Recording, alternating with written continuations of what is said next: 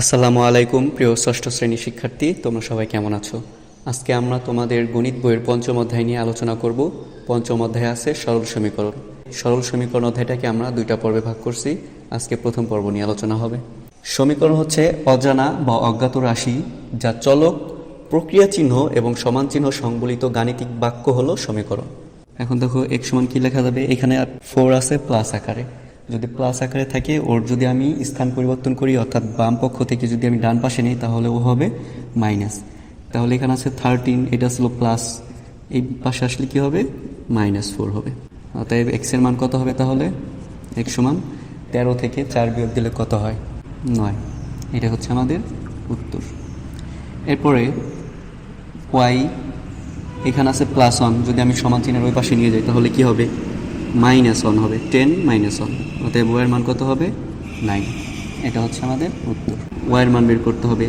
এইখানে 5 আছে মাইনাস আকারে, যদি আমি সমান চিহ্নের ওই পাশে নিয়ে যাই তাহলে হবে +11 + 5। অতএব ওয়াইয়ের মান হচ্ছে 11 + 5 করলে 16। এটা হচ্ছে আমাদের উত্তর। এরপরে 4 নম্বরে দেখো, এই 3x এখানে হচ্ছে 3x এর সাথে গুণ আকারে আছে। গুণ আকারে থাকলে সমান চিহ্নের যদি ওই পাশে নিয়ে যায় তাহলে হবে ভাগ। 12/3, এটা ভাগ করলে কত হবে? 4 হবে উত্তর। এরপরে দেখো 5 নম্বরে সমীকরণটা সমাধান করতে বলছে। তাহলে আমার হচ্ছে x এর মানটা বের করতে হবে। এখন 2x আমি রাখলাম, এইটা হচ্ছে +1, যদি আমি সমান চিহ্নের এই পাশে নিয়ে আসি তাহলে কি হবে? -1 হবে। হ্যাঁ, তো 2x সমান 9 থেকে যদি -1 করি তাহলে কত হবে? 8 হবে। এখন এখানে 2 আছে x এর সাথে গুণ আকারে, গুণ আকারে থাকলে কি হবে আমরা জানি? ভাগ হবে। তাহলে এইটা যদি ভাগ করি কত হবে? 4। এটা হচ্ছে আমাদের উত্তর। এরপরে দেখো এটা 4x, এটা 5 আছে মাইনাস আকারে, যদি সমান চিহ্নের এই পাশে আমি আনি তাহলে কি হবে? 11 + 5, 4x সমান কত হবে? 16।